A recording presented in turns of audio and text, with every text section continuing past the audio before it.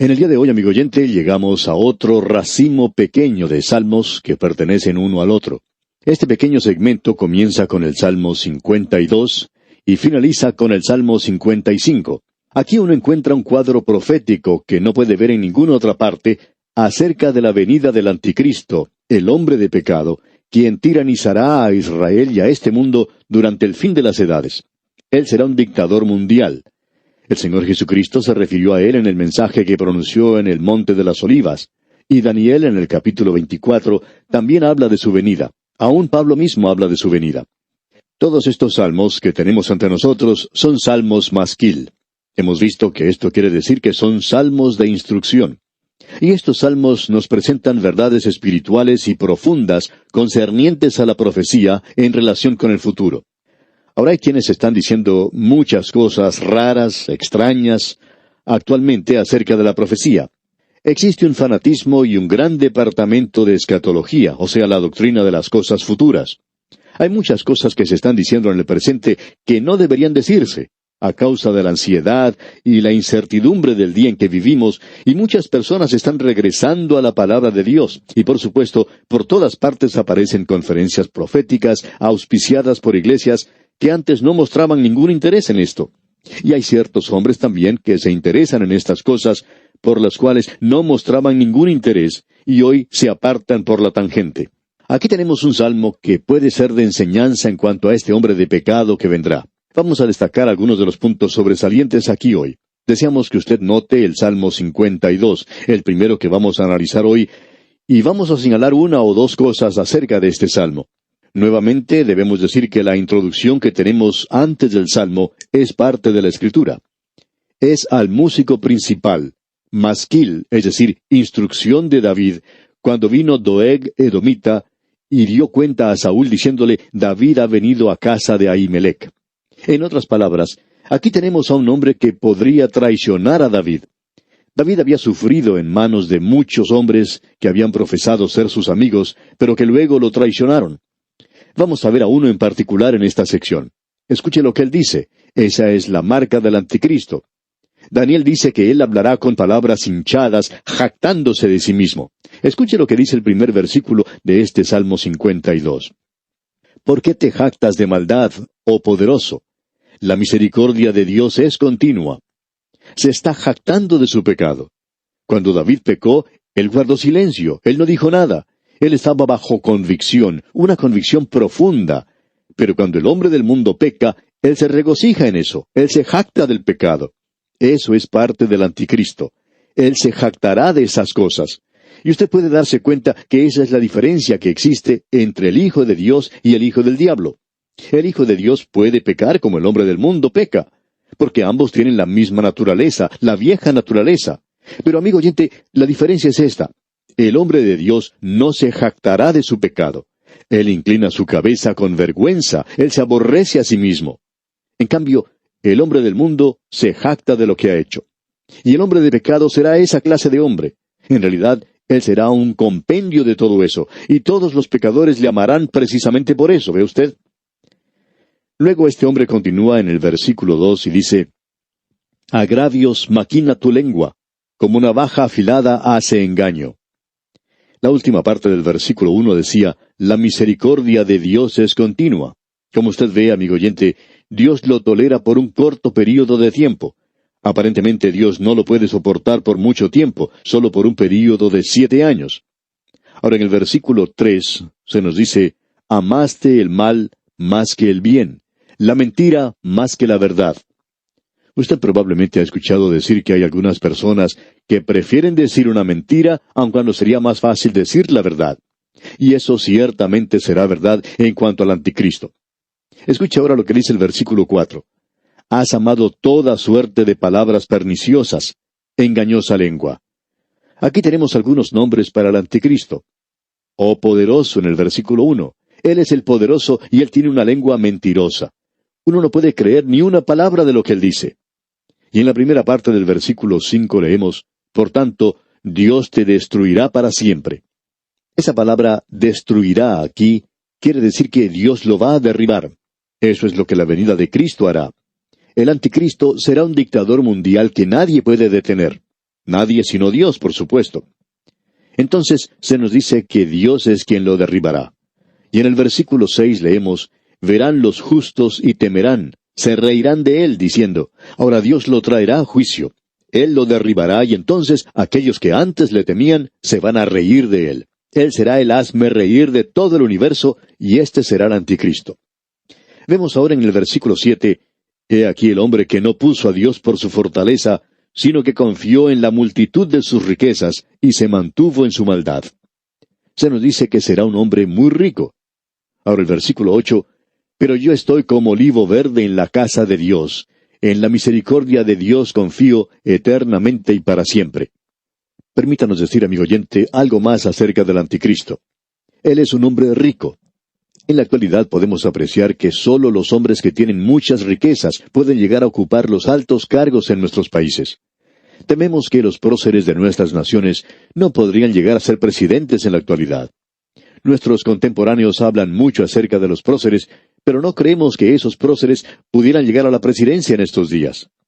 Y el anticristo podrá lograr eso al mismo comienzo debido a las grandes riquezas que posee. Y aún así, en medio de todo eso, el Hijo de Dios podrá tener su oportunidad. Leamos ahora el versículo 9.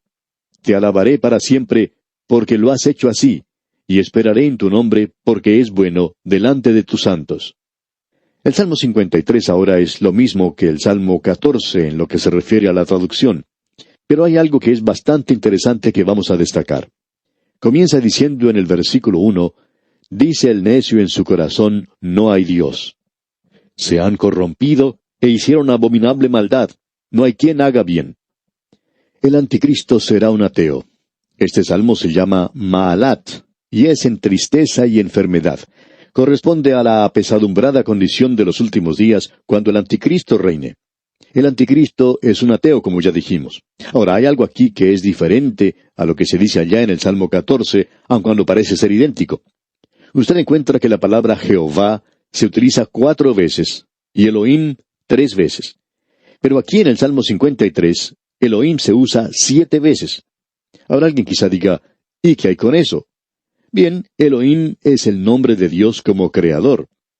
¿Y dónde es que el ateo está negando a Dios en el presente? Es en relación con la creación. La revelación de Dios, la palabra de Dios, se está negando, y la Biblia ya no es considerada digna de confianza, infalible, la revelación de Dios para nosotros. Los primeros capítulos del libro de Génesis son calificados como folclor y mito en el presente. Aún hombres que dicen ser creyentes están diciendo cosas así. Se ha adoptado la evolución en el presente como la explicación para el origen de todas las cosas. Hace muchos años, un gran educador, presidente de una de las universidades más grandes de los Estados Unidos, dijo, nosotros no damos nada por sentado, ni siquiera la existencia de Dios. Ahora, ese es el mismo espíritu del anticristo. Él niega al Padre y al Hijo. Allá en la primera epístola del apóstol Juan, capítulo 2, versículo 22, leemos, ¿quién es el mentiroso, sino el que niega que Jesús es el Cristo? Este es el anticristo, el que niega al Padre y al Hijo. Si usted va a ir a Dios, amigo oyente, usted tiene que hacerlo por medio de la fe. Porque allá en la epístola a los Hebreos, capítulo 11, versículo 6, se nos dice, pero sin fe es imposible agradar a Dios, porque es necesario que el que se acerca a Dios crea que le hay, y que es galardonador de los que le buscan. En cierta ocasión, los integrantes de ese grupo musical inglés, los Beatles, dijeron, nosotros somos más populares que Cristo. Bueno, eso ya no es verdad en el día de hoy.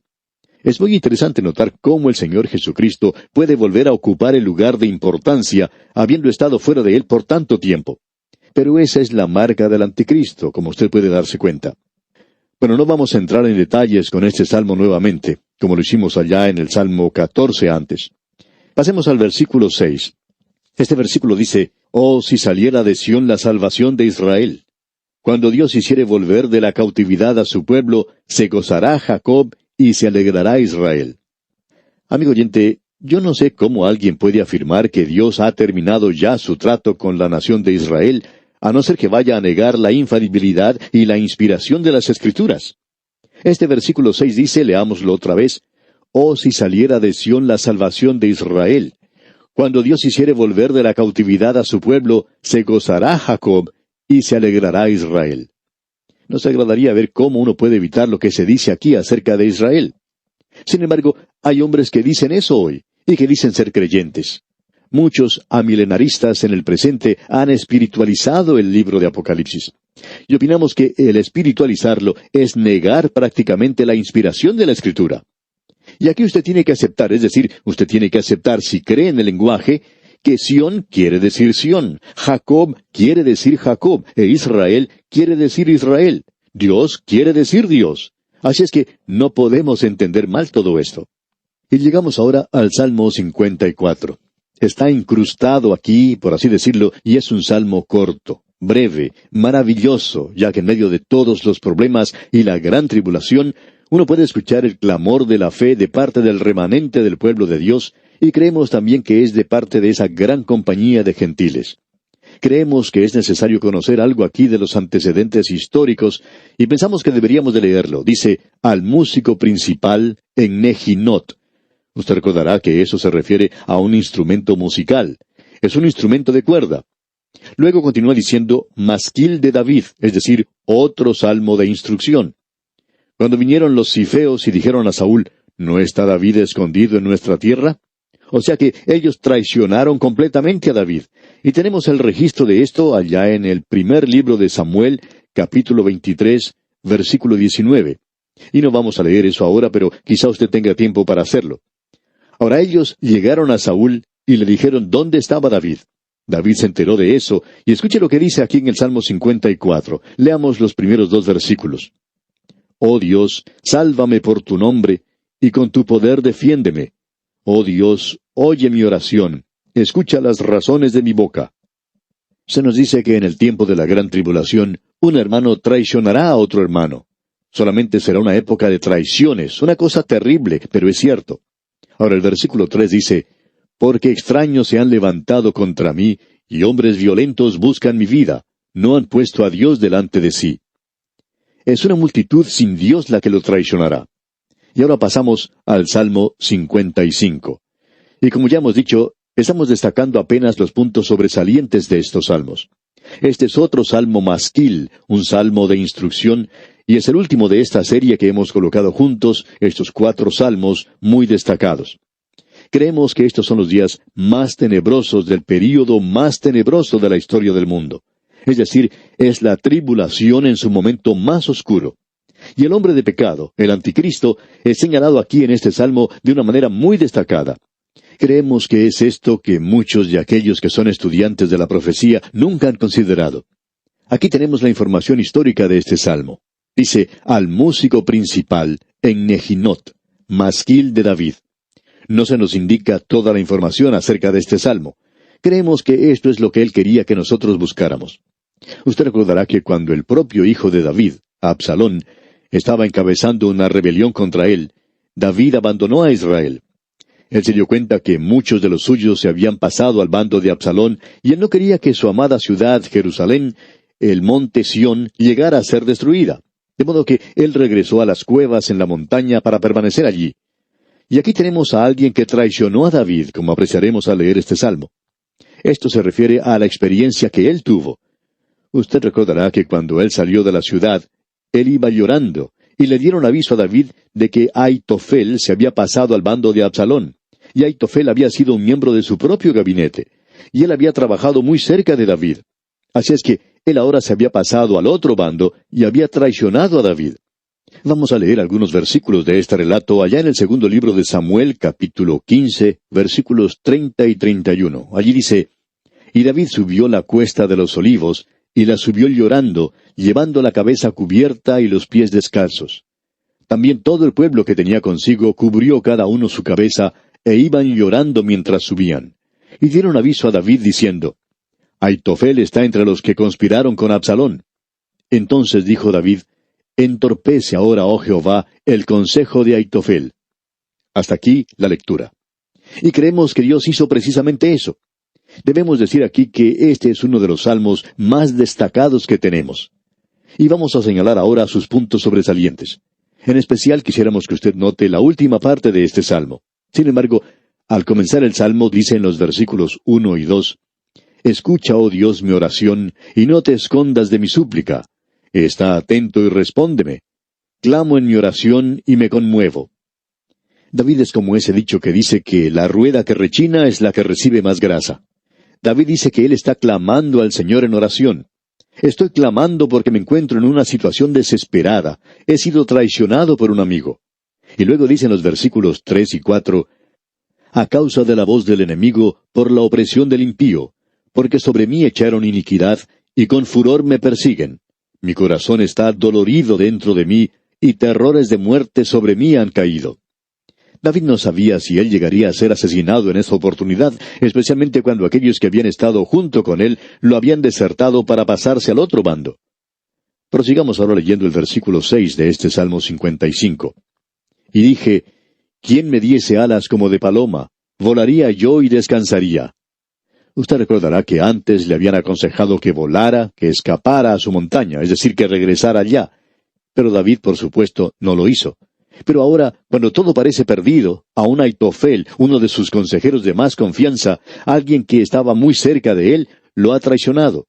Eso lo hace recordar a uno de Judas Iscariote, quien traicionó al Señor Jesús. Esta nación será traicionada por el Anticristo, y a muchos de nosotros nos ha sucedido algo así, y por supuesto que eso duele. Leamos ahora el versículo 13 de este Salmo 55. «Sino tú, hombre, al parecer íntimo mío, mi guía y mi familiar».